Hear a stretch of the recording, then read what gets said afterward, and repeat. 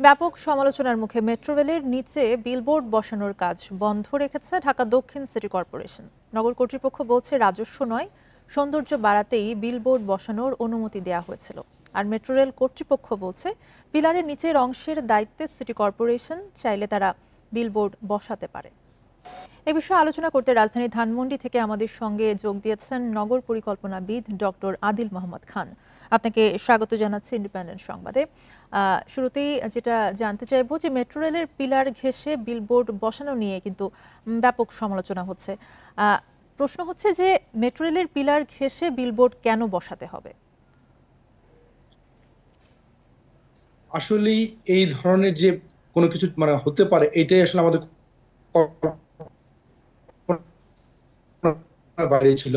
আমরা কয়েক বছর আগে যখন মেট্রো রেলের মতো স্থাপনা, সেটা আমাদের জন্য গুরুত্বপূর্ণ এবং আমাদের নগর নান্দনিকতার অংশ, তাহলে সেখানে কোনো ধরনের পোস্টার বা ব্যানার এটা একদমই অপ্রযোজ্য জিনিস, তখনই আমরা প্রতিবাদ করেছিলাম। এখন জুলাই গণঅভ্যুত্থানের পরে এই যে ঢাকা দক্ষিণ সিটি কর্পোরেশন, এই যে আমরা নাগরিকরা সেভাবে জানিও না, কিন্তু তারা বিলবোর্ডের এই ধরনের কাজের অনুমোদন দিয়ে অনেক বিলবোর্ডের ইতিমধ্যে বিলবোর্ডের স্থাপনা বসে গিয়েছে। অথচ এই যে মেট্রো রেলের যে নান্দনিকতার বিষয়গুলো আছে, সেটা পুরোপুরি উপেক্ষা করা হয়েছে এবং জনগণ এটা একদমই ভালোভাবে নেয়নি এবং নেবার কথাও না। কারণটা, পৃথিবীর সব জায়গা থেকে আপনি টাকা ইনকাম করার যে আপনার চিন্তা, এই চিন্তাটাই হচ্ছে যে আসলে নগর পরিকল্পনার সাথে যায় না।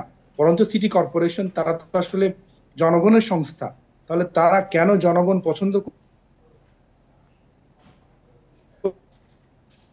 করবে না, এবং যেটা পৃথিবীর তেমন কোথাও এই ধরনের করা হয় না, আমরাও না, সেই টাকাটা আমরা উপার্জন করতে গেলাম। এবং ইতিমধ্যে মেট্রো রেলের নিচে হয়েছিল, এগুলো কিন্তু অনেকগুলি কিন্তু উপড়ে ফেলা হয়েছে ওই বিলবোর্ড লাগাতে গিয়ে।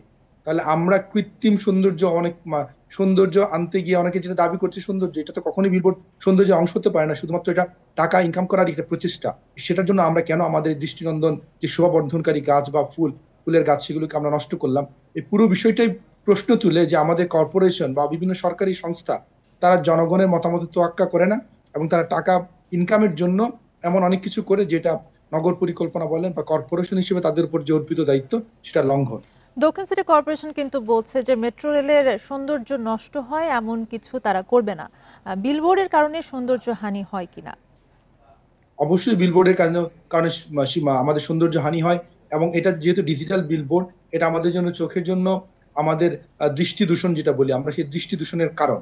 আমরা অতীতেও বলেছি যে যত্রতত্র বিলবোর্ড স্থাপন করা শহরে আমাদের যেই নান্দনিকতা, সেটাকে ব্যাহত করে এবং আমাদের অনেক ক্ষেত্রে ভিজুয়াল পলিউশনের কারণ হয়ে যায়। তাহলে অবশ্যই যেটা এখানে গাছ ছিল, সেই গাছটাকে আপনি প্রতিস্থাপন করে আপনি বিলবোর্ড বসাবেন, এবং সেটা আপনি ওইভাবে চিন্তা করবেন না কর্পোরেশনের পক্ষ থেকে। আর বলা হচ্ছে যে না, সেটাও এক ধরনের আমাদের সৌন্দর্য, সেটা কখনোই না। বরঞ্চ এই ক্ষেত্রে তারা তাদের টাকার যে আয়, সেটাকেই প্রাধান্য দিয়েছে। কিন্তু কর্পোরেশনের শুধুমাত্র কাজ না টাকা ইনকাম করা, বরঞ্চ আমাদের যে আরবান ল্যান্ডস্কেপিং এর কাজ, আমাদের গাছ লাগানোর কাজ, সেটাও কিন্তু সিটি কর্পোরেশনের যে স্থানীয় সরকার আইন 2009, সেখানে কিন্তু এই কথাগুলো বলা আছে। আর এই ধরনের পরিবর্তন যেটার সাথে জনগণের সম্পৃক্ততা আছে, সেগুলোর সাথে জনগণের মতামত নেওয়ার যে কালচার যে কোনো সিটিতে দেখা যায়, সেটা বাংলাদেশে একদমই উপেক্ষিত। তো জুলাই গণঅভ্যুত্থানে কর্পোরেশন গুলো যে সংস্কার নিয়ে তো আসলে আলাপ হচ্ছে না, বরঞ্চ কর্পোরেশন সেই পুরাতন নিয়মের মতোই, যেখানে সেখানে তারা টাকা ইনকামের কাজটা করছে।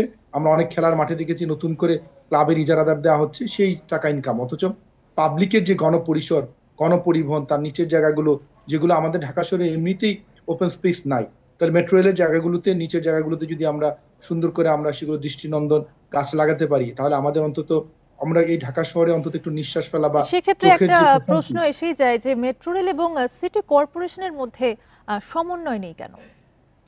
এখানে সিটি কর্পোরেশনের কাছে এই মেট্রো রেলের নিচের পিলারের জায়গাগুলো, সেগুলো দেওয়া হয়েছে। এটা মেট্রো রেলের দায় দায়িত্ব না এই মুহূর্তে। মেট্রো রেলের দায় দায়িত্ব হচ্ছে তাদের যে প্ল্যাটফর্ম এবং সেই জায়গাগুলোতে তাদের একটা আইনও আছে, মেট্রো রেল কর্তৃপক্ষ আইন করেছে, তাদের ভাড়া এবং ইজারা আইন। কিন্তু সেই আইনগুলো প্রযোজ্য হবে মেট্রো রেল প্ল্যাটফর্ম বা তার অংশে।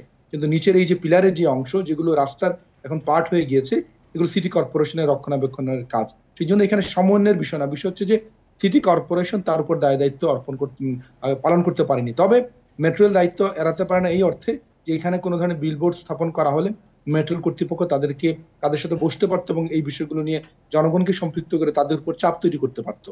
এই ক্ষেত্রে চাপ তৈরি করার এক জি। ধরনের নৈতিক দায়িত্ব মেট্রো রেল কর্তৃপক্ষের অবশ্যই থাকবে। আপনাকে অনেক ধন্যবাদ আমাদের সাথে যুক্ত হবার জন্য।